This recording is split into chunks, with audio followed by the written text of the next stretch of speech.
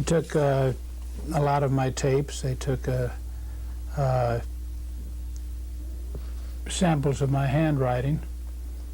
They screwed up a lot of my stuff here too, but that wasn't, they didn't take that. They took a couple of typewriters. I know who the guy was. I'd never said a word to him. I didn't like the punk. And I said, well, this guy must be on the hot seat for something. Oh, no, he just phoned down and had volunteered this information. Well, I found out the next day from a different police officer that, yeah, he sure had. He was trying to plea bargain because he was facing 30-year rap on multiple armed robberies. I couldn't murder anyone. It's difficult as hell, and it can be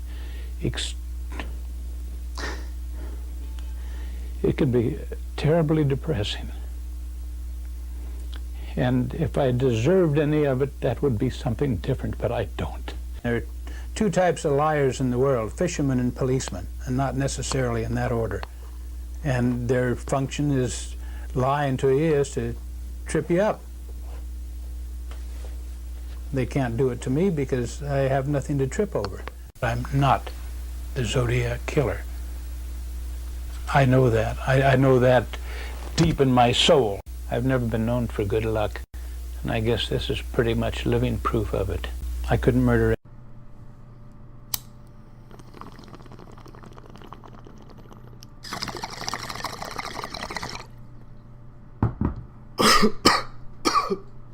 Oh, shit.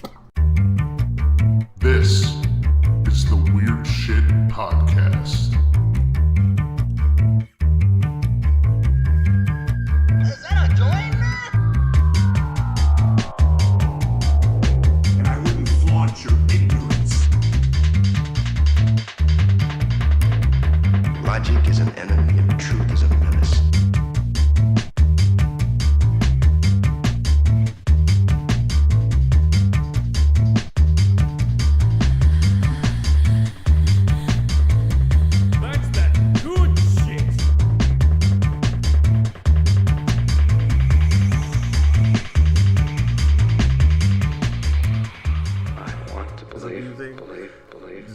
Concept of a shout out, and the fact that you can say shout out to something and then people know that you love that thing.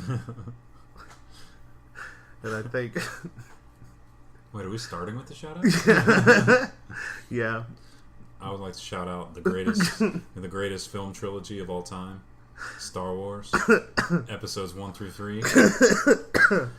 Don't at me. Don't at me. Don't at me with that. Don't even. Palmer, you're on. Oh, we're doing it? Yeah. Yeah, we're actually doing it this week. How about that? Surprise. My shout out is to I'm just fucking with you guys. We're gonna do shout outs at the end of the episode. But I already did mine. I know.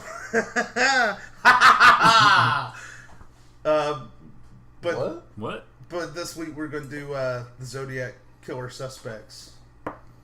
Zodiac Killer 2 Electric Boogaloo. Ted Harder. So are these like suspects that are also killers, but are the killers of suspects? Holy shit. Some of them might have killed suspects. They've definitely killed people. How are we going to fill a whole episode about Ted Cruz? See, he's on the list, and I will definitely go into the evidence about Ted Cruz being the Zodiac Killer. Now, is there like an ancient order of like protectors known as the Zodiacs, and Ted Cruz has been killing them? Is that what this is? Oh my god. That would be fucking dope. Right?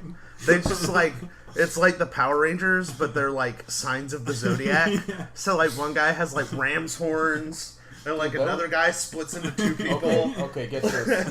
Get this. Imagine a movie about the Zodiac Killer killing off the ancient rule of the Zodiacs, right? Mm-hmm. But the Zodiac Killer in the movie is Nick Cage, right? And it's like the same theme as like national treasure. I have to steal the He's life like- force. He's like trying to find the all these Zodiacs. ridiculous clues just to lead him to who the Zodiacs are, and he's just like, But he also has to steal the Declaration of just Independence. for some reason I should steal the Declaration because it has the list of the original Zodiac names on it. Imagine the poor Zodiac guy who has like the fish powers. He would be so fucking worthless. The only way to unlock all the names on the back of the Declaration is to pee on it. Donald Trump.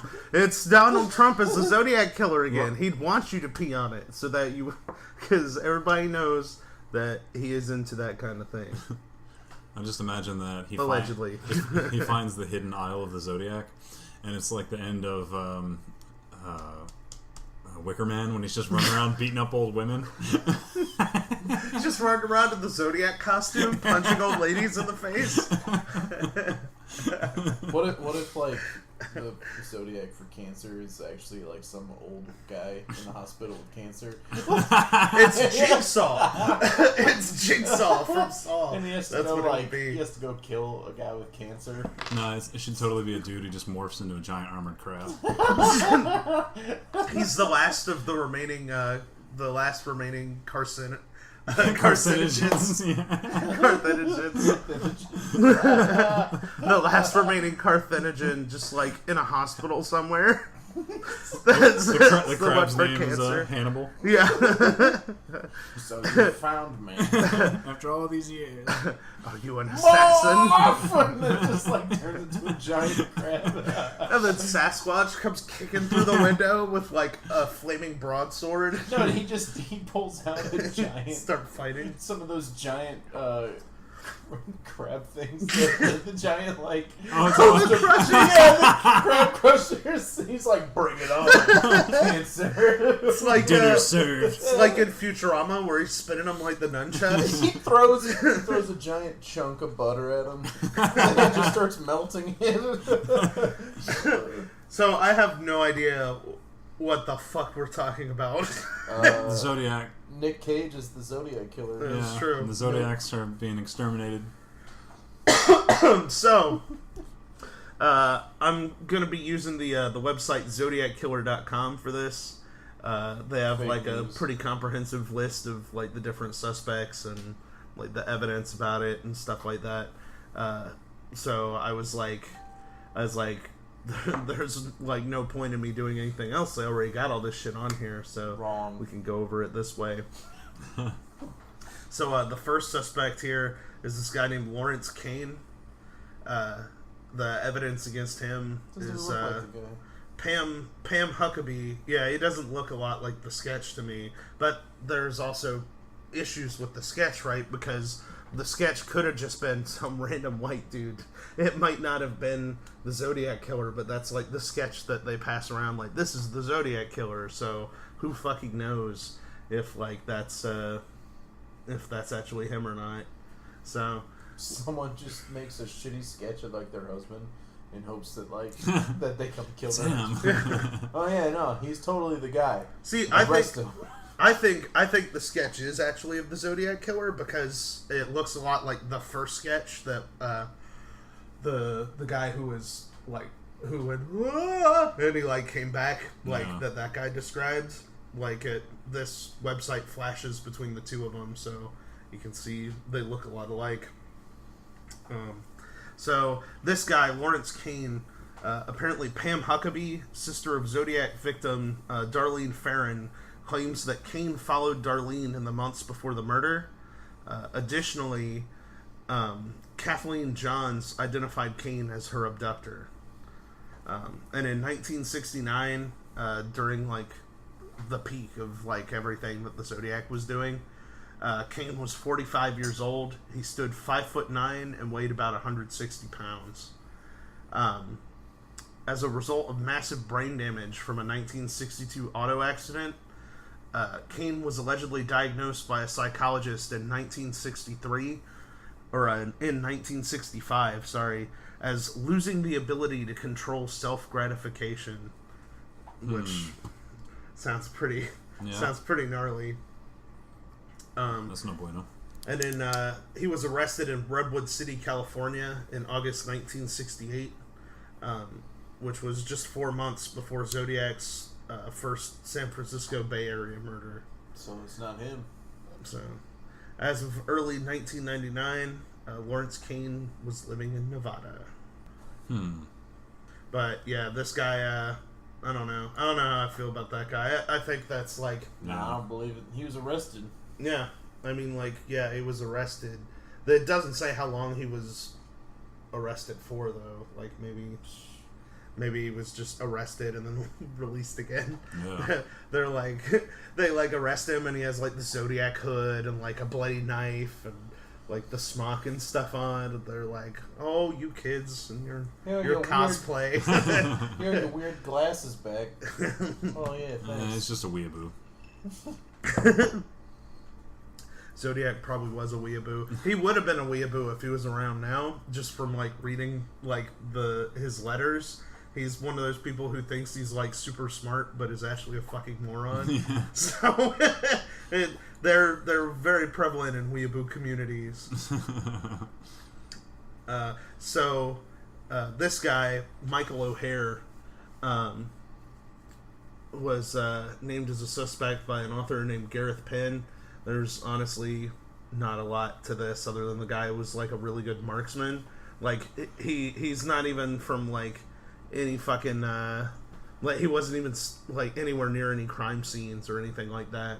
The best evidence that Penn gave is that the guy knew Morse code and, like, binary mathematics, which is, like, stupid. Yeah. Like, but it's actually, like, there's actually a better case against the author of that book than there is against this guy. Ironic. Because of how fucking like nonsense his that book was. So I'm just gonna toss this guy in the not the Zodiac Killer again. Which brings us to my boy Ted Kaczynski. Do you know who Ted Kaczynski is, Palmer? Is that guy? Yeah, but I mean, like, other than that guy. No. So, do you remember the Unabomber? No. So, the Unabomber was, like, a dude who would send people, like, bombs in the mail. And, like, it scared the shit out of a lot of people when we were growing up. They were like, oh, fucking Unabomber, like, terrified, right? And that was Ted Kaczynski. But there's actually a pretty interesting theory that Ted Kaczynski could have been the Zodiac Killer, which is a lot of fun to think about. I don't know how fucking likely it is, personally. But, like, Kaczynski lived in San Francisco during the 60s because he was teaching at Berkeley. Kaczynski knew how to make bombs, which is something the Zodiac Killer talked about all the time. Oh, I can make a bomb and do this and blah, blah, blah. He also, Kaczynski would talk with the news after he'd, like, do stuff. So, like, Kaczynski got off on the infamy also, just like Zodiac did. Yeah. But honestly, a lot of the similarities, like, could just be, like... Very circumstantial. Yeah, and, like, Kaczynski was always an imitator. Like, he didn't have great original ideas most of the time. He would, like, see something that he was like, oh, that's a good idea, and then he'd, like, absorb it into his own, like, psyche. So if he was living in San Francisco in the 60s, he would have seen the coverage of the Zodiac and gone, that guy knows what's going on. Yeah. So he could have done that's that how you too. get things done. Yeah. And, like, Kaczynski's whole thing was he was, like, anti-technology and stuff. So, like, even his bombs were, like, made with wood and stuff like that. Like, like, he put a lot of, like, care and effort into these things. And, like, I never got that impression from, like, the Zodiac murders. Like, he's more of, like... It was purely about, like, the fame. Yeah. So, he didn't seem to have any other kind of motive like Kaczynski does. So, even though I think it would be fucking dope if Kaczynski was the Zodiac Killer, that'd be really interesting. It's too neat. Yeah, exactly. Okay, and then the next guy I have here is Bruce Davis. Davis is a former Manson family member now serving time in California prison for murder. He was in the San Francisco Bay Area in the 60s. He's a convicted killer, a well-known drug addict, but there's like some things that make it seem like he wouldn't be the Zodiac. Like, he had long hair during the Zodiac murders, and all the descriptions were Zodiac had a crew cut. Yeah. Like, all the witness descriptions. And the 1970 California Bureau of Criminal Identification and Investigation said all male members of the Manson family have been investigated and eliminated as Zodiac suspects. Huh. Like, there's like a literal thing from the police saying that. Yeah, So also you can find handwriting samples from this guy, and his handwriting doesn't look anything like Zodiac's. That's his handwriting there. Yeah. It's actually pretty fucking neat. But Zodiac's handwriting is like this. Yeah. Vastly different. Yeah, they're like totally different handwritings. But so I mean, like, however interesting it would be if he was like a Manson family member. Yeah. That doesn't really fit their MO, because honestly, we'll do like the Manson family at some point, because Charlie Manson is like really fucking interesting. But my personal opinion is that Charles Manson was just like some strung out hippie who liked getting laid and like doing a bunch of drugs and just panicked and didn't know what to do, so he like started making up all this stuff to like make everyone stick around. He's like, oh yeah, the like race war and shit, yeah, no, just stay here, I like getting laid from teenagers. Like, that's like his whole fucking thing. Yeah. But we'll get into that when we do the Manson family eventually, because there's a lot of cool stuff with that. Like the Sharon Tate house is probably fucking haunted. Yeah. And it's really cool. No doubt that it is. I mean, yeah, it would have to be. Yeah, if any like, place. holy shit. So You say her name was Sharon Tate? Tate. Sharon Tate. Yeah, Tate. She was she was Polanski's fiance. Yeah, I think. so. I don't think they made it to getting married yet. Roman Polanski? Yeah, the guy who fucks kids. Yeah. Yeah, that guy. I don't know who that is. You just said his fucking name. Yeah, just because I've heard his name, but I know who he is. Did you watch Chinatown with us when me and Ryan watched Chinatown? No. Okay. Have you seen Rosemary's Baby? No. Okay. Those are the two big ones that I know by him. I have no idea other than that. Wait, is he like a director? Yeah, he's a director. Oh. But he's a good director, just a shit garbage human being. He just likes to bang kids. Yeah. Which Woody Allen says is fine. Mm-hmm. So. I thought Woody Allen just liked to bang his family members. Who was a kid. He literally adopted... Isn't he married to his adopted daughter? Yeah. Okay. He adopted a little girl, raised her, and then started banging her, and then married her. Wait, didn't Woody Harrelson do that too? Yeah. Woody Harrelson? Oh, maybe. I know. Woody Harrelson sounds like, okay, allegedly. Allegedly. I should put a big old allegedly bow on all this, because all this is very allegedly. No. The Woody Allen thing is very real. Yeah. Like, Morgan Freeman banged his, like, step-granddaughter, which was kind of weird. That's an honor for her. Yeah. She had sex with God.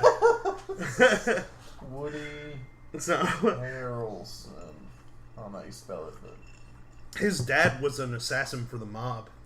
Woody Harrelson. I know that, which is kind of fucking cool. His real name's Woodrow. Yeah, probably. Woody. His middle name's Tracy. It's a very Woody name. Woody. So, the last suspect I have here before we get into the big ones is I have Rick Marshall. He's still considered a pretty strong suspect. From this angle, he dead on looks like Danny DeVito. I'm just saying. Yeah, he looks like Frank with the toupee on. Yeah, exactly. Like, that's exactly what he looks like to me. Frank, I think he might be the Zodiac Killer. God damn it. God damn it, Frank. Marshall was born in Texas, approximately 1928, which means... Okay, it looks like Frank. Yeah, that's what we were saying. Yeah, he looks like Frank. Have you guys ever heard of the Texarkana murders? Texarkana. Texarkana murders. That's where Tech Air is based in. Okay, so the Texarkana Moonlight murders. I'm gonna go off on a tangent here because I really like this story, but I don't think there's enough to do its own episode. But I do have like the instinct that it might be connected to Zodiac somehow. So the Texarkana Moonlight murders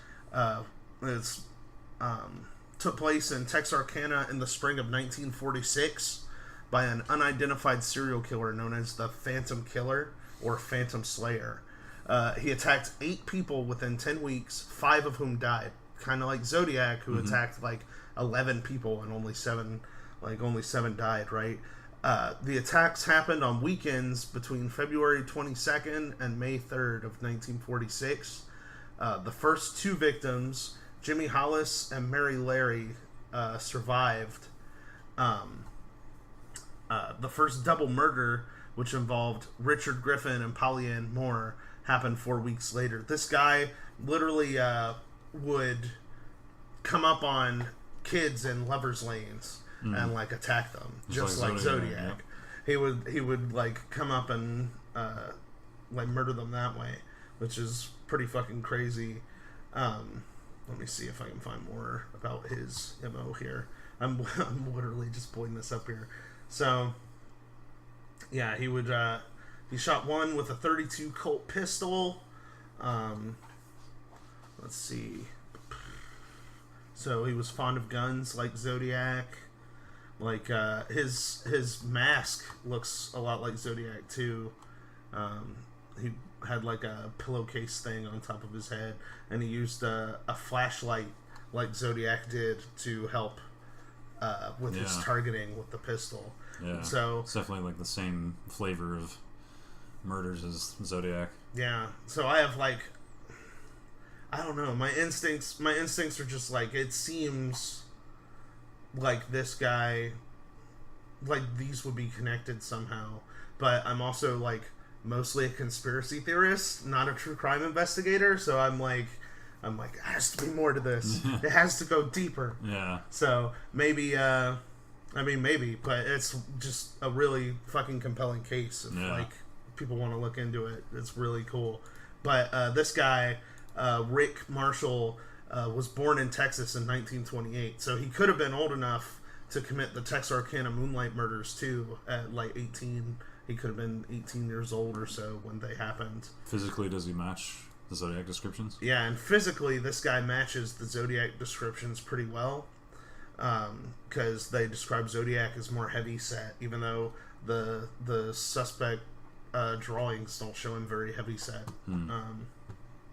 According to the statements of several acquaintances, Marshall lived in the area at the approximate time of the 1966 murder of Sherry Jo Bates, like the one that I said was a possible victim.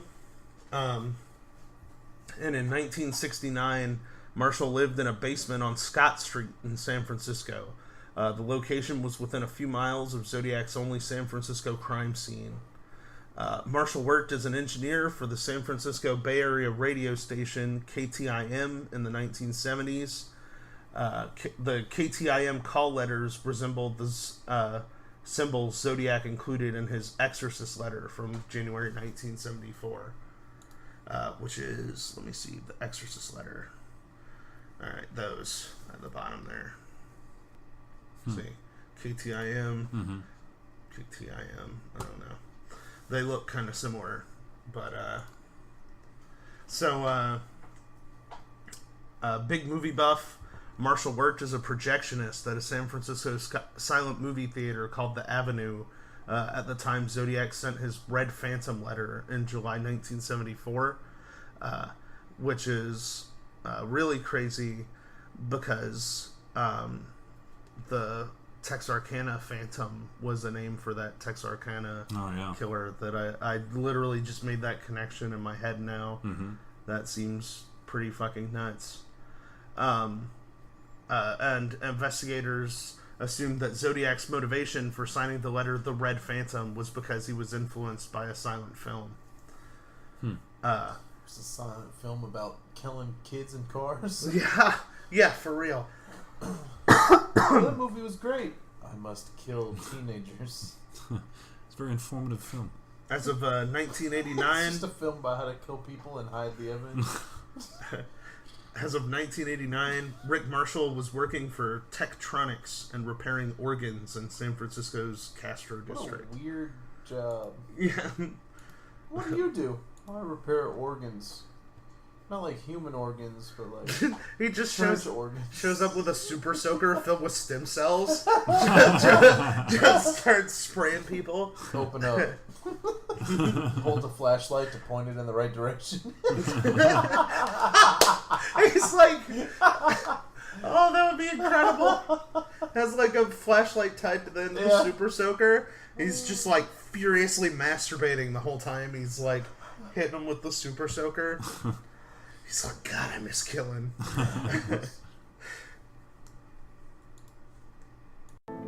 After the shooting at Blue Rock Springs Park, the Zodiac, the shooter, apparently drove back into Vallejo and drove down a street called Tuolumne Street. And there's a at that time there was a Union 76 gas station that was closed at the time.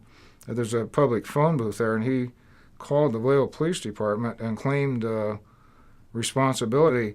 He spoke in a monotone. It's like he had rehearsed it or was reading what he was saying. He had a very non-emotional voice. You know, his first words were, I want to report a double murder. If you'll go 1 mile east on Columbus Parkway to the public park. And I said, yes, sir, we have a report of a shooting in that area. I still need to get your name and your location. And he said, you'll find the kids in a brown car. They were shot with a 9mm Luger. And I also killed those kids last year. I got a very taunting, scary type, creepy feeling from the call. And when he got to the end of his statement, it's hard for me to duplicate, but instead of just saying, if you read my report, it means nothing. But if you hear, you know, if you could have heard, I can't explain it as well as I still hear it. You know, it was from somebody who was really out there. But his voice really changed when he came to goodbye. And it wasn't just goodbye. Now it may sound a little silly to people. It didn't to me at the time. But he said something like, goodbye. And he hangs up. And I'm just kind of sitting there thinking, oh my God. Vallejo Police Department. I want to report a double murder. May I have your If you name go 1 and where mile you're calling? east on Columbus Parkway, the public park, you'll find kids in a brown car. They were shot with a 9mm Luger. I also killed those kids last year. Goodbye. The phone rang, and I recall saying, Officer Slate, Napa Police Department. There was a male voice on the other end of the phone, and he said, I want to report a murder. No, a double murder. They're 2 miles north of park headquarters, and they were in a white Volkswagen Carmen Ghia. My first thought was the ranger that had found these young people had stopped someone and said, I can't get out on my radio. Would you get to a phone and call and let someone know that what's going on? So my impulse was to find out where he was so we could get someone to him to talk to. I asked, where are you now?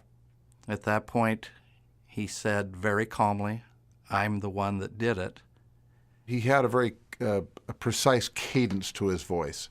Not an accent, but slow and measured. All I want your money had a real distinctive tone about it, which I told the police then that if I ever heard it again, I would be able to recognize it. I haven't heard it again, but it's had a very unique sound. Napa Police Department. I want to report a murder. No, a double murder. They are 2 miles north of parking headquarters. They were in a white Volkswagen Carmen Ghia. I'm the one that did it.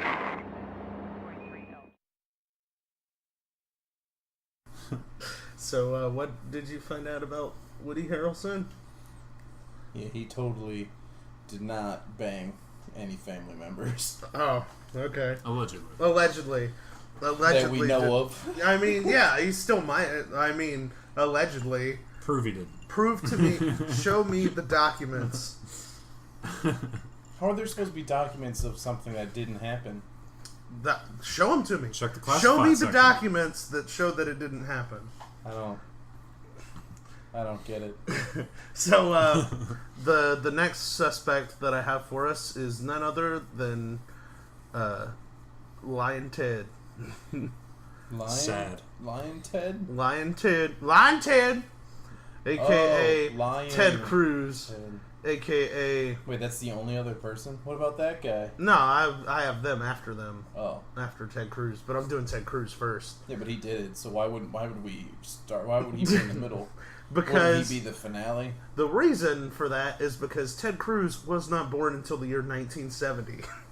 So yeah, clearly we come out with time machines sometime in the next, I don't know, 10 years. Mm-hmm. Dude, then maybe it wasn't Ted Cruz's dad who was the shooter on the grassy knoll. Maybe it was Ted Cruz. Yeah. But there was no shooter on the grassy knoll. Allegedly. Oh my god. They got to you. When did they get to you? He was inside the car. Dude, we're gonna do JFK soon, and my personal theory for how JFK died is gonna blow you guys' fucking minds. Because I have spent years looking into it, and I am like 200% sure that my theory is right. Pretty sure it's just some French guy. Some French guy. It was Jean Reno. It's like, no women, no kids. So the next guy, well, yeah, like Ted Cruz totally couldn't have done it. He wasn't even alive. So, yeah, right. Unless he had us a time machine, which I'm Show not me going to the rule birth out. certificate. Yeah. Show me the birth certificate proving to me he was not alive. I feel Show like me he that. has demonic, like, time warp powers, so... I think this is one of his alternate lives where, like, he, every couple years he dies. So that comes back. And then comes back as someone else. He does look like the grandpa from the Munsters, and that grandpa was a vampire. So maybe he's, like, actually a vampire. And so he just makes up a new identity every few years. It's just like Zodiac! It's Disappear like me! It's like that B movie of the guy that comes back who's been alive for like 4,000 years. Oh, yeah. Can't remember the name of that movie. The Man from Earth? Yeah, I think that was it, yeah. Yeah, how about that? I love that fucking movie. It's just like a bunch of people sitting in a living room talking about, like, what if somebody lived for 4,000 years and like, that guy one dude did, and it's so fucking cool. And he's like, they're like, oh, wow, that painting looks like a Van Gogh. And he's like, it is. Yeah. And they're like, haha, very funny. He's like, yeah, he gave it to me himself. Yeah. Yep. They're like, It's great. He explains like how living so long, like hundreds of years, just seem like weeks, basically, because it's just like, oh yeah, that was like 400 years ago, huh? Yeah, yeah. Weird. Like that'd be my thing with immortality, right? Is like, as I've gotten older, time seems to go by faster. Like if you were immortal, like it seems like time would just be like nothing at that point. Like you would. every day to you would be like 1,000 years. I feel like and at that seems... point you would be super rich too. Yeah, you'd have to go crazy. Like, I would end up going crazy, I would think. Like, how would you even... Well, nowadays you got video games, so it's fine. Yeah. You got endless time to be as neat as possible. You got to stay on top of the meters. You're like eternally ruling the meters. How is this one guy put in 8,000 hours into old RuneScape? That's like on just cutting trees for 6,000 years. It's like on shittily written TV shows where they're like, "This is the hacker who beat this MMO." Like, you would have to be immortal to beat an MMO. It's true. Yeah. Shields the top scorer in every massive multiplayer online RPG. Yeah. It's like, what? That's not a thing that happens. No, that's a thing. Oh, the meters. I mean, it could be the meters. Yeah. Could be. Maybe he meant the meters. So the next suspect I have here is Richard Gaikowski. So he's the first, like, legit suspect. He's like Jewish. Yeah. So based on that name. So the evidence against Richard Gaikowski is as follows. Gaikowski was born in Watertown, South Dakota on March 14th, 1936. Oh, he did it. South Dakota. Why are you murdering people? And he attended nearby Webster High School and then Northern State Teachers College in Aberdeen, South Dakota. This is not looking good. So they had a pretty good dictionary. This guy... God damn it. God damn it. I should really cut that out, but I'm not going to because I'm honestly kind of proud of you. I'll allow it. So he died of cancer in San Francisco on April 30th, 2004.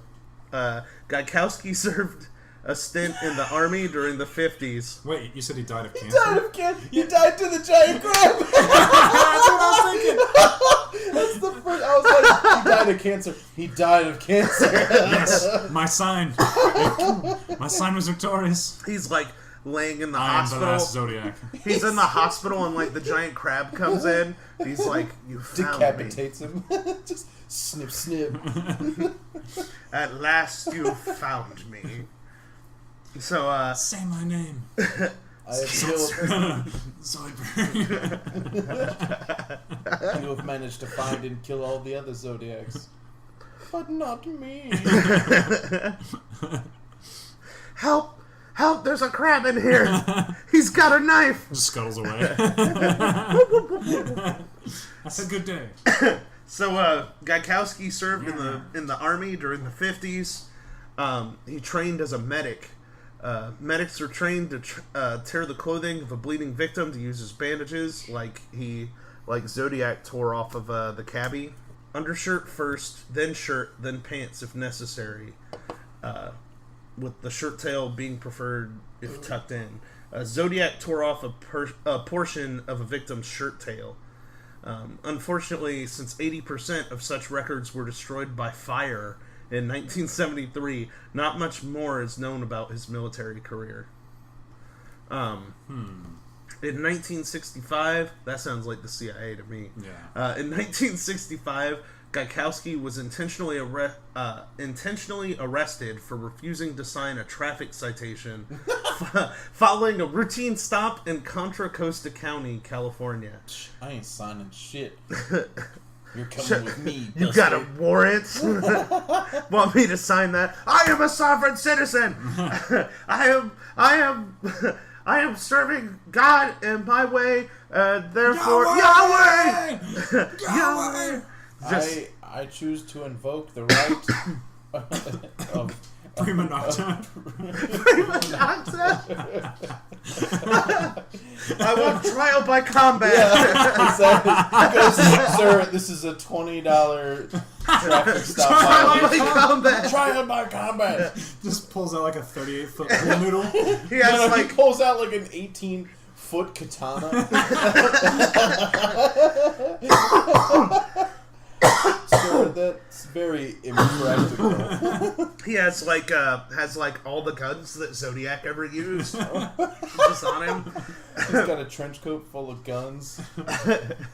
Trial by Wombat.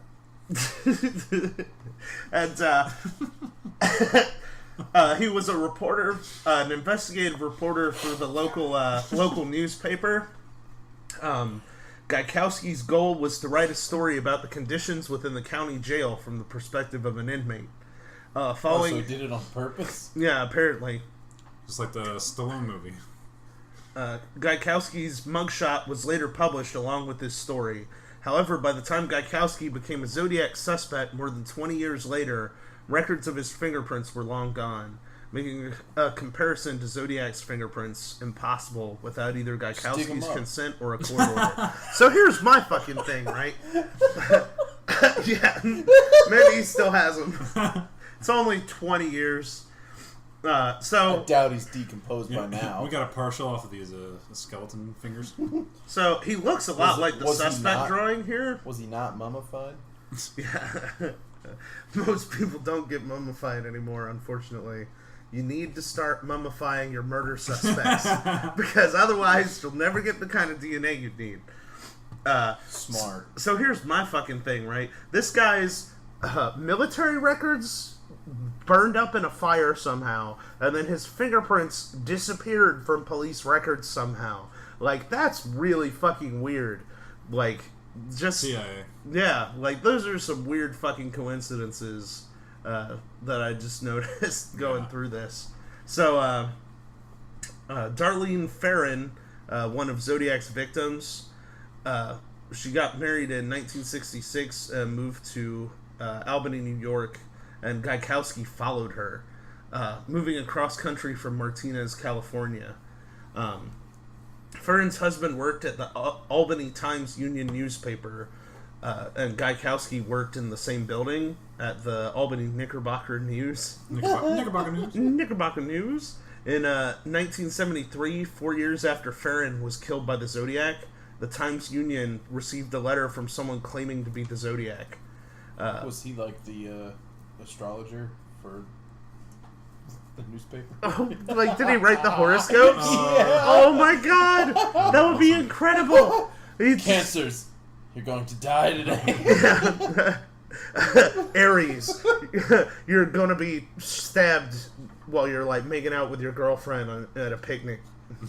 Be careful of making out. Beware people with potato sacks on their head and long knives. Like, I feel like that should just be a daily thing. I don't think that's... I'm always afraid. Yeah, I feel like if some guy had a potato sack on his head and a long knife, I would just be like, I'm out. You wouldn't be like, hey buddy, what you doing with that knife? Man, that's a sweet knife. Oh, my stomach! He has like that Klingon, the botleth or whatever it's called. Just comes walking up to you with a botleth with a fucking potato sack over his head. You're like, what? Looks like I've been waiting my whole life for this.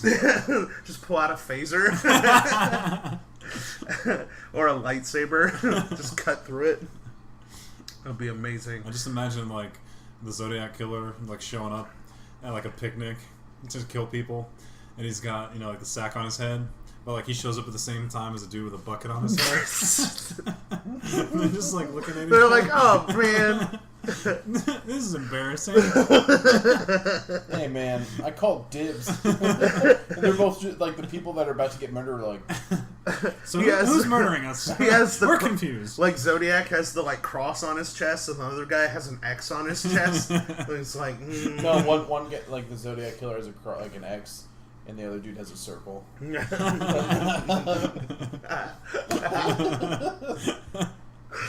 damn it. It's the fucking tic-tac-toe murder. That'd be incredible. X's go first. Apparently the letter that the Times-Union received had a cipher on it, and when they solved the cipher, it made references to the Albany Medical Center, which is kind of weird. In 69, 70, and 71, Gaikowski was a member of an anti-police, pro-violence counterculture newspaper and commune in San Francisco called Good Times. During this time, Gaikowski was known to smoke pot regularly and to use heavier drugs such as speed and LSD. Pot and LSD are not gonna, like, it does not seem to me like the Zodiac would do pot and LSD. No. Like, to me. Like, he seems like he would be, like, into a lot worse shit than that. Yeah. Or, like, actually, no. If I'm being honest with myself, if I was to make a criminal profile of Zodiac, he's probably the sober type. Because he's very methodical, he's very careful with, like, the way his approach and everything, and, like, the letters and all that stuff. It seems like something that a sober, like, drugs and alcohol are bad and that kind of thing would do. So it's Hitler. or Donald Trump. I still think he's the strongest suspect. I agree. Donald Trump is not methodical. How old is Trump? Is he old enough to be the Zodiac? Dude, Donald Trump's almost like 80. I thought so. So that's like old enough to be Zodiac, right? 70, right? He would have been born in like 1940 something. Mm-hmm. I don't know. Let me look it up. I'm like, Donald Trump. We have to find out if he was living in San Francisco or like staying in San Francisco. I mean, if he was there during the time of the murders. Like how it tells me his net worth before his age. He's 71, yeah. 71, okay. Born in the Jamaican hospital in New York City. I want to see his birth certificate because that Jamaican hospital sounds like he was actually born in Jamaica. It does not sound like the name of a hospital in New York City. It doesn't. It sounds to me like somebody needs to take a closer look at his birth certificate. We need to get Sheriff Arpaio on this. I'm just saying he saw something in that birth certificate he didn't like. That's all I'm saying. So there's something in there. There's a Sheriff Arpaio. Is there a Sheriff Your Pio? God damn it. You're on fucking fire right now. Oh my god. So, eventual, let's see. As early as January of 1969, the Good Times newspaper was running violent works of fiction that were, quote, nearly a blueprint for Zodiac's future crimes. Neat. Wednesday was production day for the weekly Good Times newspaper, with the staffers working from early in the morning until very late at night to prepare the new issue. Between Zodiac's debut in July 1969 until the Good Times folded in 1973, the Zodiac mailed 15 letters. Never did he mail a letter on a Wednesday, although he did on every other day of the week. So that's kind of weird. Every day. So he mailed a letter every other day except Wednesday. Yeah, because Wednesday was crunch time at this newspaper. So that would... Yeah, that's kind of weird. Yeah, that's kind of a weird... That's kind of an interesting coincidence. Maybe like he thought Wednesday was God's day. I don't roll on Shabbos. Zodiac does not roll on Shabbos. I don't go to work, I don't drive my car, and I most certainly don't fucking mail letters on fucking Shabbos. Does he murder people on Shabbos? Oh yeah, you have to. That's one of the rules. I'll get you the protocols of the Elders of Zion so you can look through it. You have to murder people on Shabbos. You also have to secretly undermine the church, rule the banks and media, and like, what is it? Try to eliminate the master race.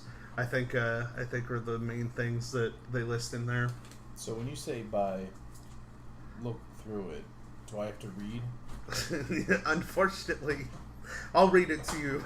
Okay, I was about to say, because I ain't reading that. Let me see here. 15 letters. At the time of his murder, the Good Times switchboard was located only yards from the residence of Zodiac victim Paul Stein on Fell Street in San Francisco. Carol, Paul Stein's sister, recognized Gaikowski as having attended Paul's funeral, which is kind of weird.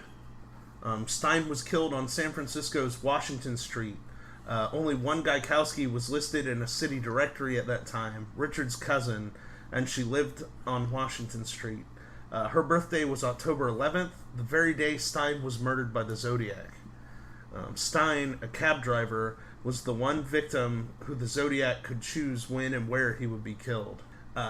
On the very day Zodiac debuted by mailing 3 rush-to-editor letters to 3 separate newspapers in San Francisco, each letter containing 1/3 of a code. The Good Times, which Gaikowski was the editor for, just happened to run a cover that was split into thirds. It was the only instance of Zodiac mailing a letter on a Thursday until after The Good Times folded in 1973. 5 months later, The Good Times published a 3-part code of its own. The Good Times also occasionally ran sensationalistic Zodiac Killer headlines that were out of place. In articles he published in '69, Gaikowski had the habit of shortening his last name to 4 letters and using multiple spellings such as Geik or Gake. Interestingly... No, that almost killed me. Geik? Geik?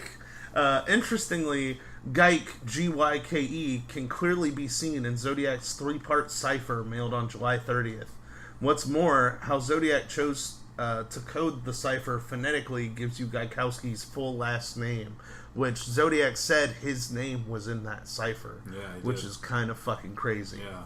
How does this tie into Ted Cruz? Time machine. Oh, right. Time machine. Maybe this guy invented the time machine. Ted Cruz went back in time, banged that dude's mom. Prove he didn't. Then later bangs Ted Cruz's mom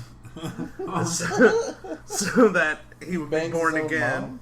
Oh, no. Okay, that guy bangs Ted Cruz. Got it. Yep. I'm online. Now you got it. I'm online. I'm online. I got mail. Oh, yeah. I got mail. I got mail.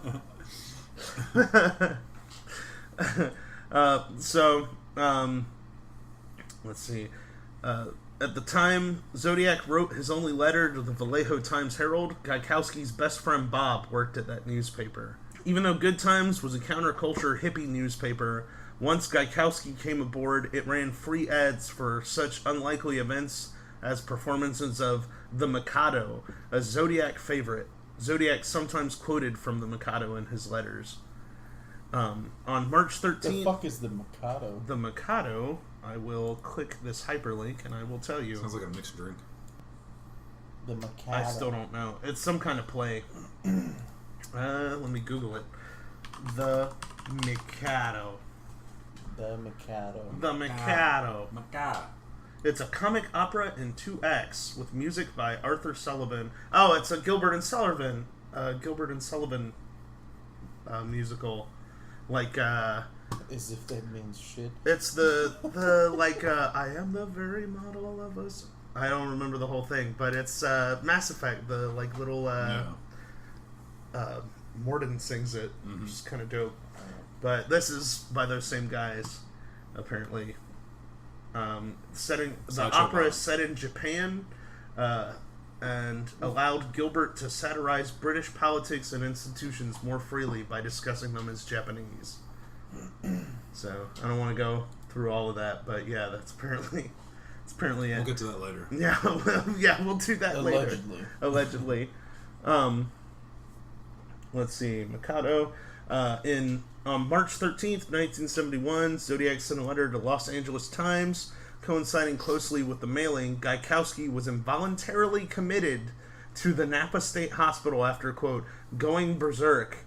He was then diagnosed with a mental illness and began treatment at Mount Zion Hospital in San Francisco. The Zodiac didn't write again for almost 3 years. When the Zodiac reemerged in 1974 with letters referring to recent movie releases, Gaikowski was operating a storefront theater in the Mission District of San Francisco. Nancy Slover, the police dispatcher who spoke with the Zodiac in July of 1969, has identified Gaikowski's voice as being the same as Zodiac's voice. Which is... There's a lot of good evidence for this guy. Yeah, there's a lot of good evidence for this guy. In 1986... Is it really good? Well, see, the problem is that it's all fucking circumstantial because there's no like DNA or. I mean, more like it seems kind of like bad news. Oh, it's not really a good thing that this guy has all these circumstances. That's true. He's also dead, so it's not like we can like fucking drag him out and put him in jail unless you are a necromancer. If you are a necromancer, please write us so that we can bring this man to justice. What would someone wanting to have sex with a dead guy have anything to do with this? In 1986, the Napa County Sheriff's Department briefly investigated Gaikowski after urging from Goldcatcher and Pam Huckabee, sister of Darlene Farron. Detective Ken Narlow did a background check on Gaikowski and put him under surveillance for a few nights. Narlow found nothing to warrant further investigation and the matter was dropped. But here's the fucking thing, right? If Zodiac was really fucking smart, you think Zodiac wouldn't know that he's under surveillance? If you go to fucking watch somebody, like I see two dudes sitting in a car with sunglasses on, I immediately assume they're police. Like, in my mind, I'm like, yeah, that's a cop. I don't know what I did, but I'm like, that's either a cop or like somebody tailing me. Yep. Is like what I instantly go to in my mind. You know it's the government. It's the government somehow. Like, did I tell you the RFK episode when we put that out? Literally, the very first download that we got was from Langley, Virginia. The very first one. Yep. I was like, what the fuck, dude? Like, that's crazy. Like, out of all the places we could have got a fucking email or had a download from. Mm-hmm. So, the next theory I have here is that the Zodiac Killer was a hoax. There's no Zodiac Killer. It's basically all unconnected, random crimes that happened, and then one guy was like, "Oh yeah, I'm totally doing these things. It's totally me." What about all the specific like crime scene information he had? Right, or like writing on the victims' windows with like the dates of the other people that were killed and things like that. It doesn't really make any sense to me. Because there were a couple murders where information was in the newspaper before the phone call. I don't remember, but it seems like it would be pretty damn difficult to try and orchestrate all that into like being a. Yeah, the killer was like writing letters to the newspapers with information that only he and the police would know, is what he was sending into them. He was like the boy was found face down, like I shot him this many times with the type of ammo I used was this, like that kind of stuff, because he was trying to be like, no, I'm the guy who fucking did this. I fucking killed these people, and to me, having that kind of information alone kind of throws this shit out of whack to me. But like a lot of people think that the Zodiac killings are just random, like killings and like not connected. And I'm like, that doesn't make any sense though to me at all. I think Zodiac was pushing so hard for fame and recognition that he was the one doing them. Yeah, I don't think it didn't work. Yeah. No one knows who this guy is. Yeah, nobody knows who he is still. He knows. He knows what he did. You'd think if he was dead, the last thing he would say as he was dying was like, I am the Zodiac. Wait, no, he's killing Zodiacs. I am the Zodiac Killer.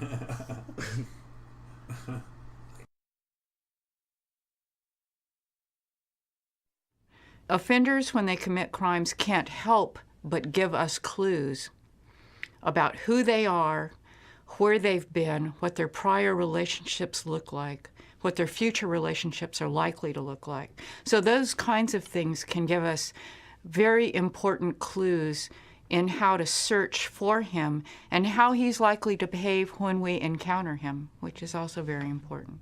I worked on the Zodiac case a number of times during my service to the California Department of Justice. I worked with the detectives from various agencies that are involved in the case, some more than others, and I had read many of the reports before I was asked to take another look at it rather recently. Well, I think I have better ideas currently on some things that could be done. I think I have a clearer vision of the kind of person that we're actually looking for.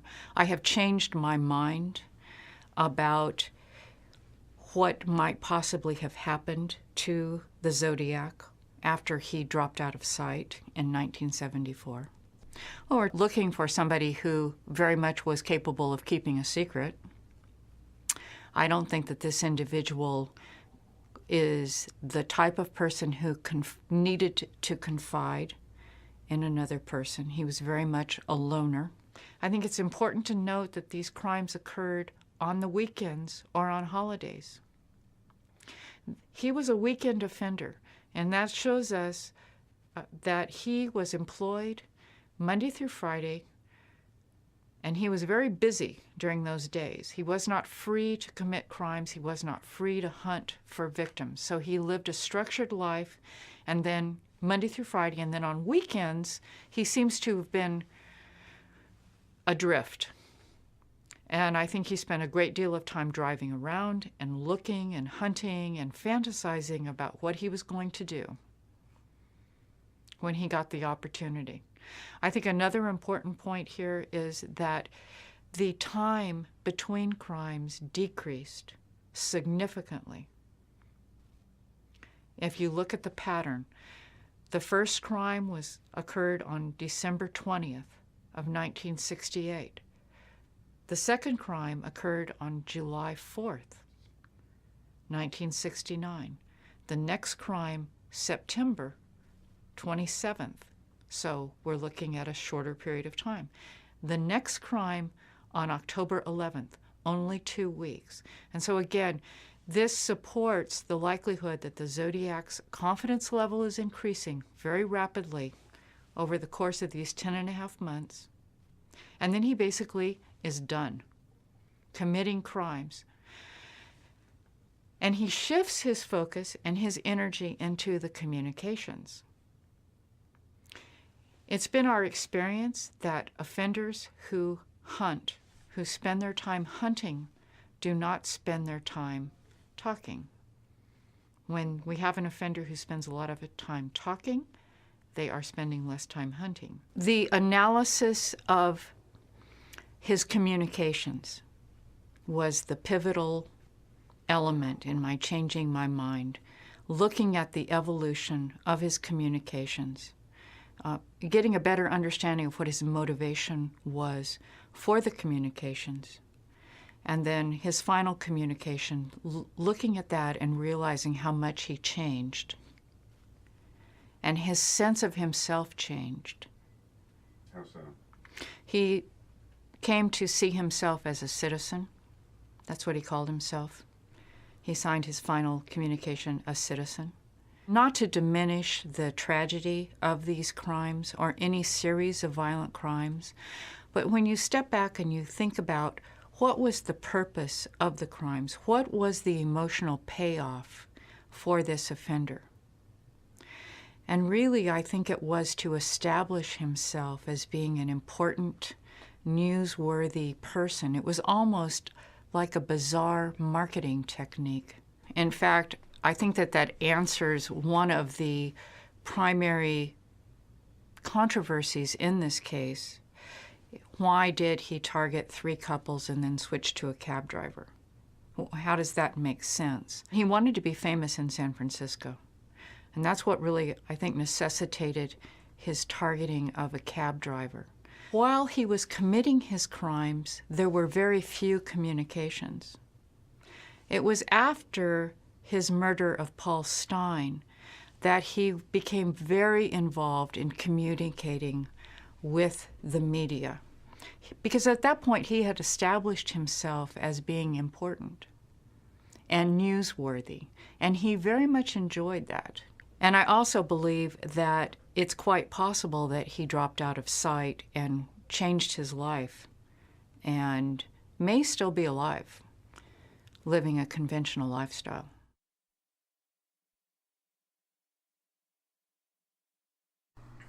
So the last suspect I have for everybody here is I have Arthur Lee Allen. Who dat? So Arthur Lee Some Allen, bitch. his connection to the Zodiac Killer begins on October 30th of 1966 when Sherry Jo Bates was stabbed to death at Riverside City College in Riverside, California. She's the one that's a possible Zodiac victim that Zodiac wrote the letter about, where he's like, Bates had to die, there will be more, Z. How's that possible, man? Could that have been Zorro? Oh, yeah. It could, how close it is could this have been to Zorro. the Mexican border from It's the 1400s? San Francisco, so... Right on the border. Yeah. Right. Maybe a time warp opens, and Zorro came through and started killing people with guns. He was opposed to the gold trade. He was. He doesn't like gold. Maybe they all had gold on. So more of a silver and platinum guy. Zorro was the tits. In late November 1966, 2 anonymous typewritten Bates murder confession letters were mailed to the local police and newspaper. The typewriter was identified as being a Royal model with either Elite or Pica type. Allen allegedly was in Riverside the weekend Bates was murdered. The information placing Allen in Riverside was developed in 1971 by the Vallejo Police Department and the California Department of Justice. Allen later hinted that it was true, first claiming to have been, quote, in the area at the time, then telling people he was in nearby Panoma when he first heard of the Bates murder.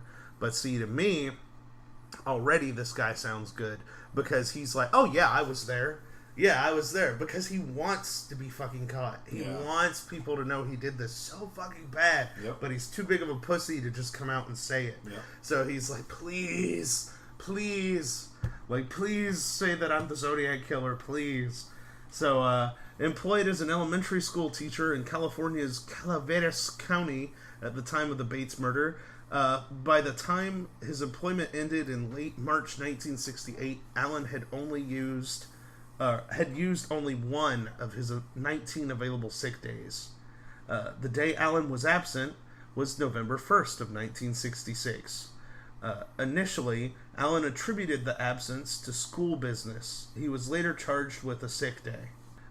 November 1st of 1966 is right when Sherry Jo Bates was, like, a little after Sherry Jo Bates was murdered. Like, she was murdered on October 30th of 1966. So, like, dude stabs her to death. He's like, man, I fucking love this. Man, this is great. I love killing people. And then, like, a couple days later, he's like, fuck, I'm gonna get caught. Fuck, I'm gonna get caught. Do I want to get caught? Fuck, I'm gonna get caught. I don't want to go to work today. Like, calls out of work. Only time he ever calls out of work. And then he's like, you know what? I can get away with this. I know how to get away with this. At least that's how I think his mind was probably going. Yeah. Did Allen stay an extra day or two in Riverside, gathering secondhand information to use in the anonymous confessions, or did Allen actually kill Bates, missing work on November 1st because of facial wounds inflicted by his victim? Because they found DNA under her fingernails, I think, from somebody, but, like, I don't know. She, like, there were signs of a struggle in her thing. Modern FBI profiles on serial killers usually say that during periods of activity, the killer will behave erratically, exhibit moodiness, drink or smoke more than usual, and miss work. Bingo. During the execution of a 1991 search warrant, the VPD seized a Royal typewriter with Elite type from the home of Allen. Which is a possible match right there. Yep. In late April of 1967, 3 anonymous letters referring to Bates were mailed. In 1970, Sherwood Morrill, head of the Question Documents section of California's Criminal Identification and Investigation Bureau, determined them to be the work of the Zodiac. Each contained double the necessary postage, which is something that Zodiac always did. He would pay double the postage because he's like, I want to make sure this shit gets there. Yeah. Like, that's how fucking obsessive Zodiac was. He's like, this has to get to where it's going. Yep. And so, let's see, had double the postage. 2 of the 3 letters were signed with an unusual symbol. Some believe the symbol resembles a sloppy Z. Others say it looks like a 32. At the time Bates was killed, Allen was 32 years old, and his permanent residence was 32 Fresno Street in Vallejo, California. In 1970, Zodiac would create a cipher that contained 32 symbols. 32 backwards is what? 23. My God, it's Jim Carrey. We should have known. Have you seen his Instagram? Do you follow his Instagram? No. He is losing his fucking mind. I saw a YouTube video about his painting. Yeah. That was actually really interesting. Yeah, that's really cool. He started becoming more of a conspiracy theorist than me, and he's like living in the woods, growing like this massive fucking beard, just occasionally posting like fucking like spiritualist gibberish on Instagram is like what he's doing right now. He's like, the world is a lie, like some and Jaden all Smith of us stuff. believe it. Yeah, like Jaden Smith level shit. Like, how can mirrors be real if our eyes aren't real? I'm like, is this a performance piece? Is this like that Joaquin Phoenix shit all over again, where Joaquin Phoenix was like, I'm gonna be a like rapper and I'm quitting acting and stuff, and everybody believed him, but it was for a movie. Like, maybe that's what's going on with Jim Carrey. I believe it. Interestingly, after establishing the moniker Zodiac, the only reference Zodiac ever made to the Bates murder came in a letter to the Los Angeles Times postmarked March 13th in 1971, where Bates was a student. RCC, where Bates was a student, was founded on March 13th, 1916. Timing his letters to be postmarked on a significant date was a Zodiac specialty, and the Times referred to Bates. And the Times reference to Bates is another example of this. The Bates murder was initially merely local news, not likely to have gotten much exposure outside of the Riverside area. If Zodiac didn't actually kill Bates, which is a strong possibility, he at least had enough knowledge of the crime to produce the anonymous confessions. A strong case can be made that Zodiac had ties to the Riverside area. Allen did. To date, even though it was an item it was looking for in the 1991 search, the VPD has not attempted matching Allen's typewriter to that of the anonymous confessions. But why not? Because they're lazy as fuck. Like, no kidding, like, every time I investigate one of these serial killer cases, 90% of the time it's police laziness that ends up getting in the way of them solving it. So are they the real killers? Like, that leads to shit like that all the time, where they're like, oh, the police are in on it, and it's like, no, dude, they're just lazy.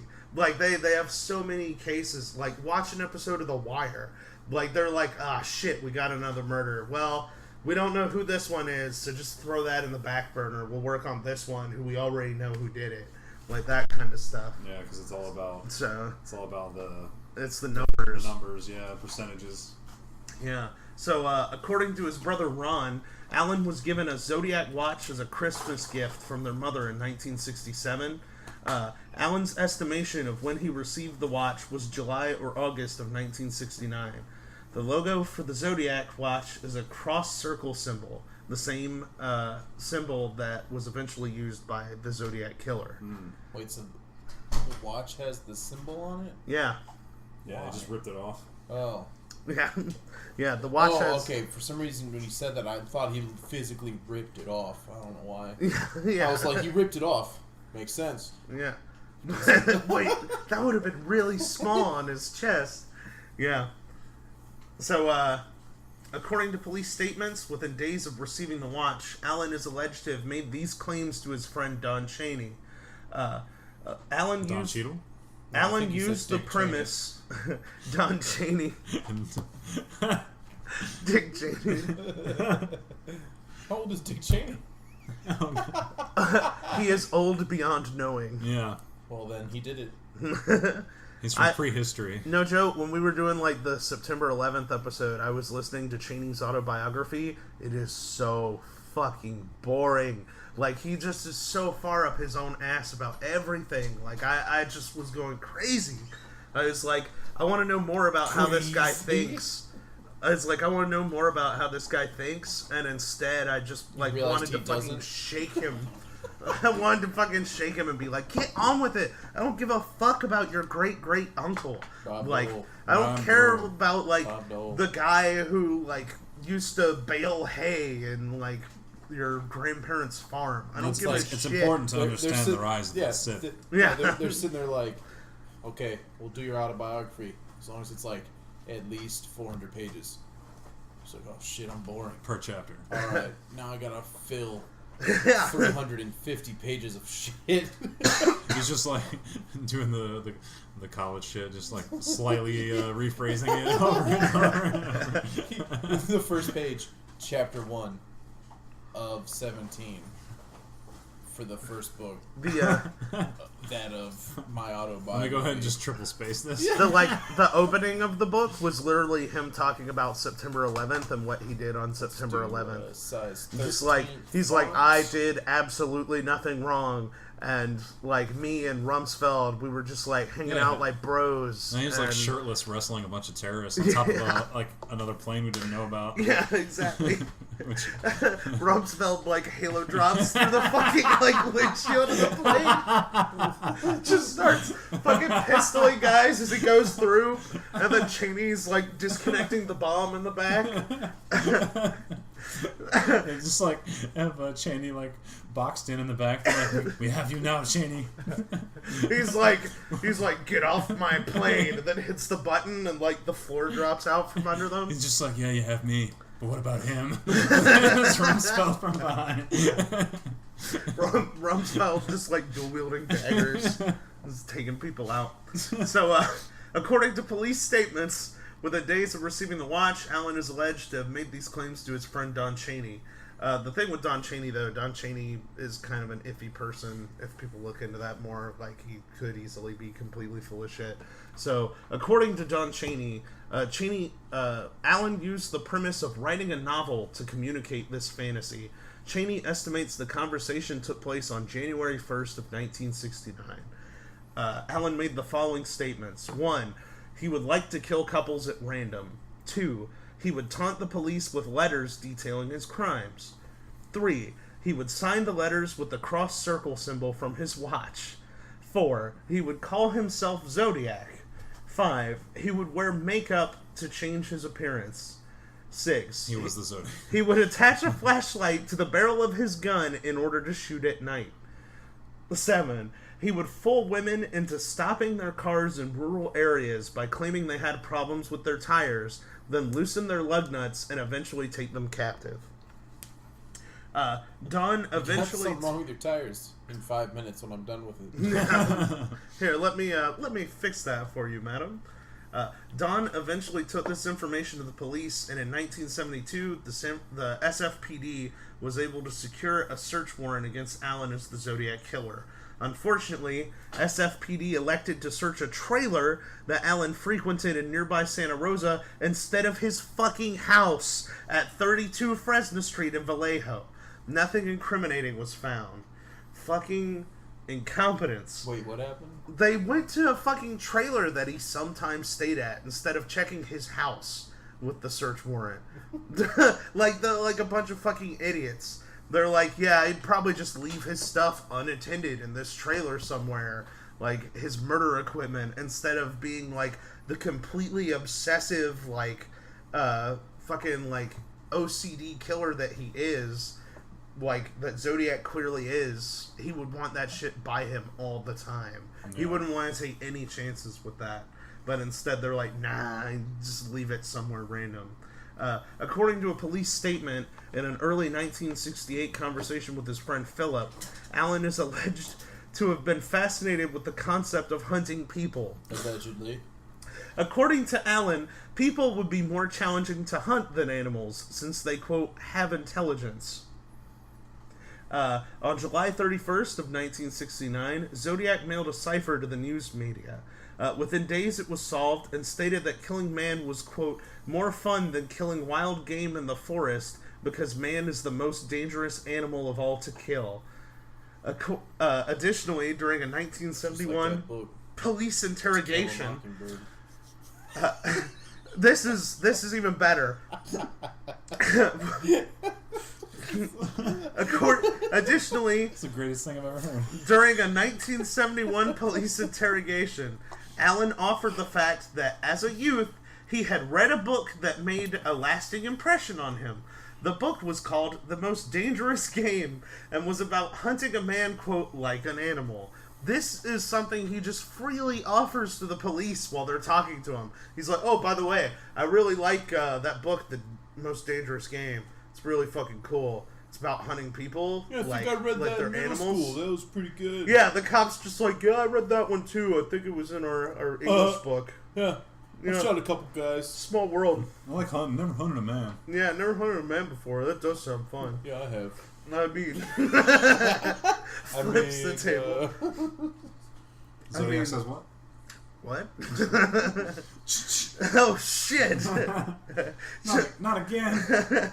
God damn. So, according to... Hey, can you two make out real quick? Bam! Next victim.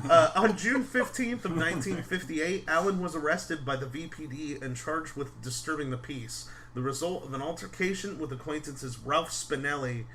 The charges... Yeah, Ralph Spinelli. The charges were dismissed on July 8th of 1958. Zodiac would later taunt San Francisco Chronicle columnist... would later taunt San Francisco Chronicle columnist Marco Spinelli in a letter postmarked July 8th, 1974. Did you say the guy's name was Mark O. Spaghetti? I think you're just hearing like an Italian name and changing it to something racist. I think that's what's happening in your brain. Marco Spaghetti! Zodiac! I've had it up to here with you. That's Marco Spaghetti. He's got the thinnest arms of anyone I know. That's his stepbrother. Angel hair. Angel hair Tony. That's his wife, Penny. Hey, Rigatoni. Rigatoni, how you doing? Hey, it's me, your cousin, Linguini. They call him the Meatball Kid. According to statements to police by family and friends, prior to the publication of Zodiac, get an Italian guy to spit on this. Prior to the publication of Zodiac's codes, Allen had possession of codes featuring identical symbols. Additionally, Allen was known to use the same unusual spelling and phrasing as Zodiac, such as spelling Merry Xmas instead of Merry Xmas. So he'd spell it MERYXMASS instead of Merry Xmas, like it's supposed to be, and saying Trigger Mech instead of Trigger Mechanism. Allen would intentionally misspell words to be funny. In a 1969 letter, Zodiac used the term bussy work, which is jargon used by elementary school teachers. Busy work is a technique used to keep children busy and therefore happy by assigning them menial tasks. It's like, here, go fucking color something. Like that kind of thing. Yeah. So, prior to his termination in March 1968, Allen had almost 10 years of experience as an elementary school teacher. In March of 1968, Allen was fired from his job as an elementary school teacher for molesting a student. This was Allen's second career failure, as in 1958 he was less than honorably discharged from the Navy after 2 years of service. With no source of income, Allen moved back home with his mother and father at 32 Fresno Street in Vallejo. Does it say how he got discharged? No, it does not. So, how do you spell this guy's name? Arthur Lee Allen. So it's ArthurLeigh, and then Allen, Allen. Arthur Lee? Yeah, Arthur Lee Allen. Leigh is how he spells the Lee part. So, in late March of 1960... Oh, sorry, I'm here. Zodiac's Blue Rock Springs attack of July 4th of 1969 was the second within 7 months to occur on the eastern outskirts of Vallejo. This time, Zodiac was only about 4 minutes from Allen's house. Major holidays can bring out ugly behavior in people, and Allen was already dealing with unemployment and alcohol abuse. So basically, he's having a cookout, gets drunk, he's like, man, I gotta go fucking shoot some kids. The male victim, Mike Maggio, survived the attack and gave police a description of Zodiac's car, brown in color, possibly a Corvair. At the time, Allen had a friend, Philip, who was trying to sell his brown Corvair. According to a police statement, Philip's Corvair was parked in front of a service station in Vallejo, where Allen had recently been employed, and the key was inside the office. Philip had occasionally allowed Allen to drive the Corvair. The possibility exists that Allen either had a key to the car or to the service station where it was parked. There's also potential connections between Blue Rock Springs victim Darlene Farron and Allen. In 66 to 67, Farron worked as a waitress at the IHOP on Tennessee Street in Vallejo, less than 1/10 of a mile from Allen's home. About that time, Allen is alleged to have told Don Chaney again, that he was fond of a waitress from that restaurant. Also, according to a police report, an unidentified male named Lee was known to associate occasionally with Darlene, and Allen was known to go by his middle name, spelling it L-E-E instead of the L-E-I-G-H. Until Lee is identified, it's possible that Farron might have known Allen. And in 1971, Allen's father, Ethan, died. The date was March 17th, Darlene's birthday. It was another occasion when someone close to Allen died on a significant Zodiac date. Yeah, I don't think this is the guy. Impossible. No? Doesn't sound like it. I mean, he's got all this evidence, but, like, nah. Ted Cruz. Too much evidence. Yeah. So, on September 27th of 1969... Thrown under the bus super hard. Zodiac used a 12-inch knife with a sheath and rivets to attack the couple at Lake Berryessa in Napa County. So Allen was familiar with the Berryessa area and even told VPD's Sergeant Lynch on October 6th of 1969 that the day of the attack he was, quote, was going to go to Berryessa, but went up the coast instead. Yeah, I was gonna go kill those kids, but I went to the beach right after. I mean, had wicked heartburn. Wicked heartburn. Allen first used a mysterious couple from Treasure Island as an alibi, but could never produce their names or phone numbers. A 1930s film, Charlie Chan at Treasure Island, featured a villain named Dr. Zodiac, who wrote taunting letters about his San Francisco crimes. Later, Allen attempted to use a deceased elderly neighbor as an alibi, claiming this neighbor, William White, had seen Allen the afternoon of the Berryessa attack and that the two had a conversation. At this time, another William White, a ranger from Napa County, was all over the news as a spokesman on the Berryessa attack. Neighbor White died within a couple of weeks of this alleged encounter. His birthday was December 20th. During a 1971 police interrogation, Allen admitted to having possession of bloody knives the day of the Berryessa attack, claiming he used the knives, quote, to kill a chicken. Yeah. Allen's physical appearance and voice were the same as Zodiac's. According to surviving Berryessa victim Brian Hartnell had been taken to see Allen at his place of employment by DOJ representatives in the 70s. Zodiac left size 10.5 shoe prints at the crime scene. According to a police report, Allen wore size 10.5 shoes. See, it's just too much evidence. Yep. Can't be it. In 1991, the search warrant executed by VPD revealed Allen owned a foot-long knife with a sheath and rivets. To date, even though it was an item it was looking for, the VPD has not attempted matching Allen's knife to the wounds of the Berryessa victims. Yeah, why? I mean, why would they? Why bother? That costs money. Yeah, they're dead. Who cares? They don't care. I mean, who gives a shit? It's got a fucking bow on it. Yeah. But it really fucking does. With this guy, it really does. It's literally between this guy and, the Gronkowski or whatever his name is. Yeah. It's between the two of them. I honestly think that this guy fucking did it, though, personally. I really do. I think it was both of them. Yeah, maybe. I mean, it could have been. No joke. When Zodiac hailed Paul Stein's cab in San Francisco on October 11th of 1969, His original destination was Washington Street and Maple Streets in Presidio Heights, an intersection featuring a school crosswalk. Amazingly, the address Stein was headed, where he encountered Zodiac, was 500 9th Avenue, the Allen Arms Apartments. On October 13th, 2 days after killing Stein, Zodiac mailed a letter threatening school children.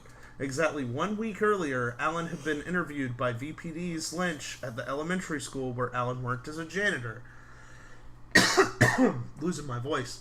If Lynch had asked to see Allen's driver's license, he might have noticed that the issue date was October 13th. According to a police report, in 1991, Allen's old nemesis Ralph Spinelli came forward to VPD claiming that just prior, Ralph Rigatoni came forward to VPD claiming that just prior to the Stein murder, Allen had admitted he was the Zodiac and would, quote, prove it by going to San Francisco and killing a cabbie. That guy's name sounds like he's vomiting spaghetti. Oh, Spaghetti. I'm gonna Ralph. Spaghetti. Mom's spaghetti. On my spaghetti Ralph, already. Spaghetti. This one moment to kill the Zodiac. No, To capture it. It's like, what if they both did it, and for every murder, they were like, all right, meet me at this location, and we'll decide who gets to kill this couple this time. And they just show up and like, all right, best of three. Rock, paper, scissors, shoot. Rock, paper, scissors, shoot. All right, you get to do Not it. that they accidentally shoot each other. Rock, paper, scissors, shoot. Pow. Oh, man. Rock, paper, scissors, gun.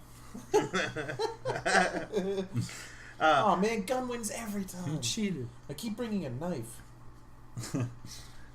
All knife does is stab paper. Pen missile. Pen missile. One such letter that like Zodiac ended up taking the piece of the bloody shirt and sending it to the media. Later, Zodiac sent a letter postmarked November 9th of 1969 that contained a bomb diagram. Ingredients for the bomb included ammonium nitrate, fertilizer, and gravel. Zodiac claimed in the letter that the bomb was being stored in his basement and that his, quote, killing tools were acquired through mail order outfits. In 1991, the search warrant executed by VPD revealed Allen had, in his basement, handwritten diagrams for bombs comprised of ammonium nitrate, fertilizer, and gravel. Also found were mail-order catalogs for bombs, guns, and booby traps. Little suspicious. In his basement. In his basement. During a warrant search. Yeah. But why isn't that enough evidence? I feel like that would be like, why would someone need bombs? Yeah, like what do you need that for? Like, hunting. Hunting rabbits. Hunting people. That's how I fish. Yeah. I throw it in lakes and just collect all the fish after they float to the surface. Bingo. Yeah. Okay, yeah. Checks out. You're good to We're go. done here. Yeah. You're good to go, spaghetti. So, in 1964, Allen was incapacitated with a, quote, severely lacerated leg, allegedly the result of a motorcycle accident. And one of the things that witnesses said all the time was how strange the walk was for the Zodiac. Like, Zodiac had a weird way of walking, is what the witnesses said. Also, Allen allegedly... Maybe he just had to poop. Yeah. Just constantly. I mean, you're living in California, all that good Mexican food, you're going to have to poop all the time. Like, all the time. Okay, I'm going to go stab him real quick, then go take a dump. But first, I'm going to get this But street burrito. I really have to go stab these people first. First, Just like, stab. Oh. Oh, man. That's why some of those people survived, is he was just like, well, I gotta go. That's why he started carrying the potato sack on his head, so he had like an emergency place to go if he ever needed to. It was weird. He had the knife in one hand, a gun on his holster, and then the other hand he had a roll of toilet paper. It was so strange. Before he was the Zodiac, he was known as the potato sack pooper. He smelled awful. Wasn't as catchy, so he changed it. The front of his pants were jeans. The back of his pants were khakis. Khakis. Khakis. So here's the thing. The biggest thing that rules this guy out is that in October of 2002, Allen's DNA was compared to DNA obtained from a confirmed Zodiac letter, but there was no match. In 2003, due to Allen's alleged habit of having others lick his stamps in envelopes, he claimed the taste of glue made him sick. The San Francisco PD obtained a voluntary DNA sample from Don Chaney, and those results were also negative. So, yeah, that's like the big thing that people are like. People were like, "Oh, like that rules him out because like the DNA didn't match." But like, what if it was like, did they test to see if it's like victims' DNA? Maybe like he like took some of their DNA to like wet it with, or like stab them like this. Yeah, like something. No, I mean like they're dead. Like just rubs a letter on their tongue for a second or something. I don't know. Did they check their victims for paper cuts in the mouth? Yeah. Like shit. It's like I think that guy's a really good suspect. I'm so fucking torn. Okay, so I'm gonna go to you guys first because that's gonna be the best way to do this. So Palmer, who do you think is the Zodiac Killer? Ted Cruz. Think it's the Time Machine? I mean, why not? Okay. But no, it's probably that guy. The Arthur Lee Allen? Yeah. Dude seems like he got away with some... He had some miracles getting away with some of that stuff from people just being lazy, or the fact that it all just kind of adds up. I don't know. Yeah. And then everybody... It adds up to the point where it's like, why did no one, like, do a deeper investigation on this guy? Like, they knew who he was. Yeah. So here's one of the things that pisses me off. One of the detectives that was working this case was sending fake Zodiac letters to newspapers because he was trying to coax the Zodiac into sending more real letters. So there's a lot of shit that's like so fucking muddled with this investigation because of how half-assed of a job they did. Like when the cabbie died and the description was given of the guy who stabbed the cabbie, the police dispatcher was like, he was black. It was a black guy, even though like the description was not at all that it was a black guy. Just like it's like the fucking dispatcher just had this like compulsion that she couldn't control and just started like giving wrong information. The killer was black. Oh, I'm sorry, I can't. It's an impulse. That sentence always ends that way. I know the witness said that they were white, but I just can't get my mouth to make those sounds for some reason. It's like all the stuff now, like all the mass shootings and like the one in Texas recently. It's like, oh, it was a white guy. Nah, it's not terrorism. Yeah, not terrorism. It's a white guy. It's white dude. How can that be terrorism? It's not terrorism at all. He's white. He's just a disturbed former veteran or whatever the fuck they choose to disturb. Like, that's what pisses me off the most, because it'll be like disturbed father of four is like how they'll describe like a white guy shooting a bunch of people. Or like disturbed whatever his job is, and I'm like, no, he's a fucking terrorist. That's what he fucking is. So who do you think did it, Ryan? I think he's definitely the likeliest, but I'm also looking at Gronk or Grank or yeah, like there's so much good shit against him too. Yeah. So I think it could definitely be both. Yeah, to some degree, maybe not. Like maybe each of them killed some of the people. I think one more a bucket, one more a potato sack. And they just showed up and had awkward, like... rock, paper, scissors. Yeah. They showed up and went, really? Alright, fine. You can take this one. Just make sure you sign the letter, the Zodiac. Or no, one of them would kill them and the other one would send the letter in. That's why the DNA never matched up. Holy shit. Maybe you're right. Maybe one of them just like watching the other one kill people. Exactly. And he's like jerking off in the bushes. Yeah, jerking off in the bushes over it. And like, and then he's the one that was licking the letters. So the other guy could keep killing. So he could keep getting off. Holy shit, that makes sense. Or yeah, what Barrett says, they could all be copycats of trained by Ted Cruz. That could be it too. They could like, we had the theory where like Ted Cruz went back, fucked that one dude's mom to give birth to him, and then he fucked Ted Cruz's mom to make Ted Cruz. So that would make sense. I believe it. How that would all work, because time is a flat circle. Disprove it. Yeah, I challenge you. Disprove it right now. I think I'm still leaning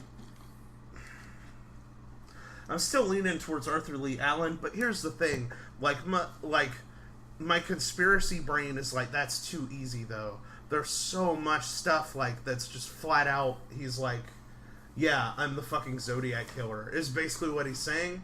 But I'm also like, but the Zodiac Killer would say, I'm the fucking Zodiac Killer. So it's just like, I'm so torn between these two people, because like the guy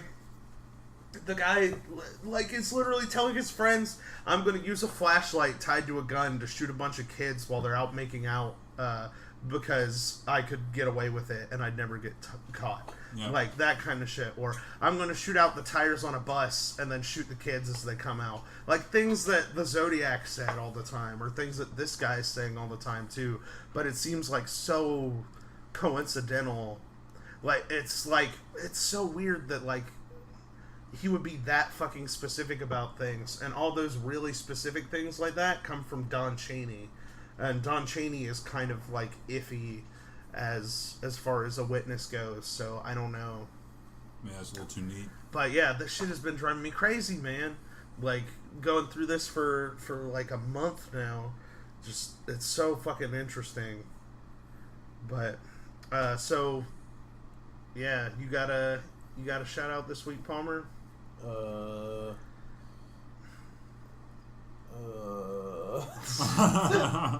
Shout out to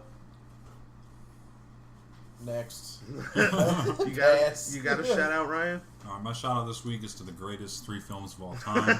Star Wars episodes 1 through 3. Thank you. Don't at me. Don't at me. Don't come at me with that. What's your shout out, Mike?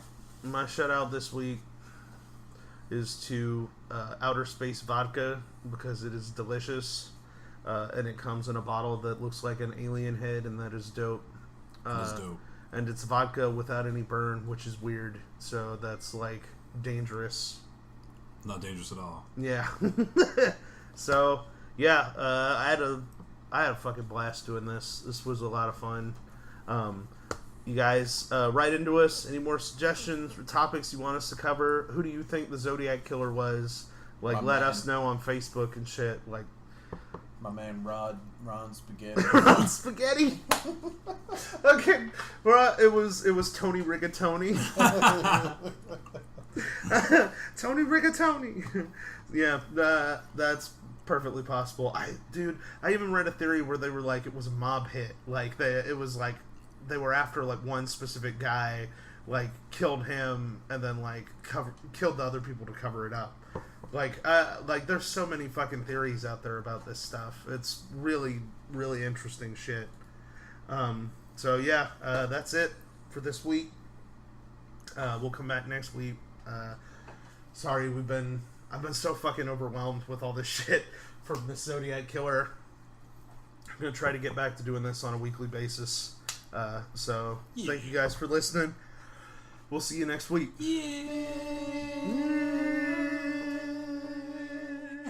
Perfect.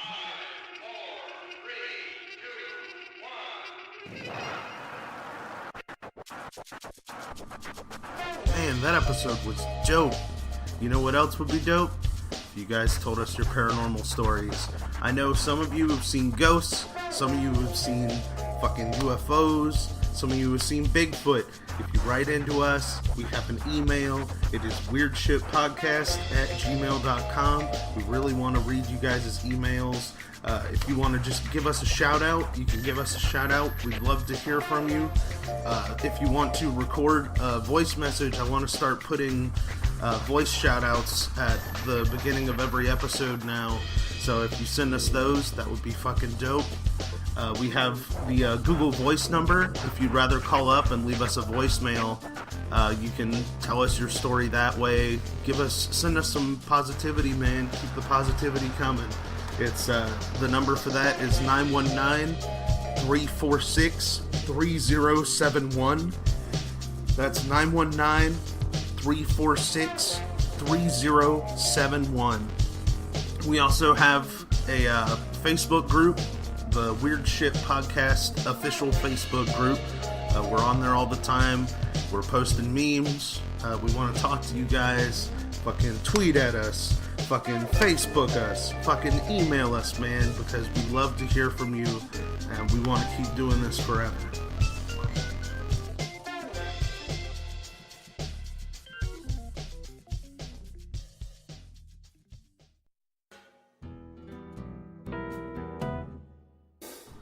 Hey everybody, Mike here. I just want to take a second to talk to you about our Patreon we have set up at www.patreon.com/weirdshitpodcast. Basically, Patreon is a way where fans and listeners like yourselves can choose an amount every month to donate towards the show. Your donations will be put towards buying new equipment. It'll be put towards buying munchies because fucking Palmer is insatiable. It'll be put towards helping us pay our dues for hosting the show and for keeping the websites going. And honestly, the main thing it'll help us do is let me take more time to do more research on these topics. I have a full-time job. I work 60 hours a week, and then I spend 40 hours doing research for you guys because I love this show and I want to give you the best thing I possibly can. So if you have anything you want to give us, if you think we deserve anything for that work, feel free to go to Patreon and donate whatever you can. If not, man, it's cool. Like, I love every single one of you, and I'm so glad you're listening. Just share the show with whoever you think would be interested, and we'd love to hear from you. Thanks.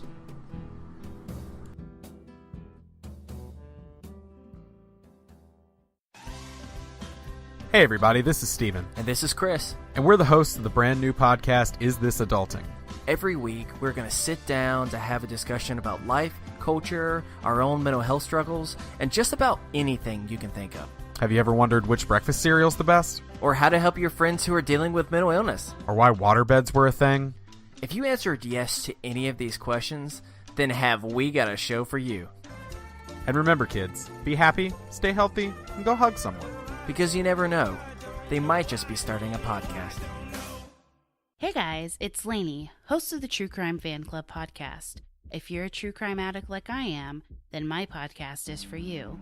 It's a podcast for the ultimate true crime enthusiast, giving you a glimpse into the life and crimes of the most demented minds.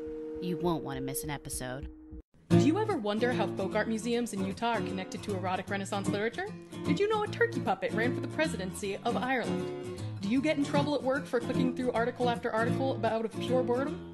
Well, hide in your headphones and let us tumble down the digital rabbit hole for you. We are the Wiki Ship Down podcast. We live in an age where the sum total of humanity's knowledge is in your pocket on a smartphone at any given time. But when that knowledge is peer editable, what does that say about mankind? I'm Ryan. And I'm Ruth Ann. And join us as we hit the random button and dive into the depths of Wikipedia.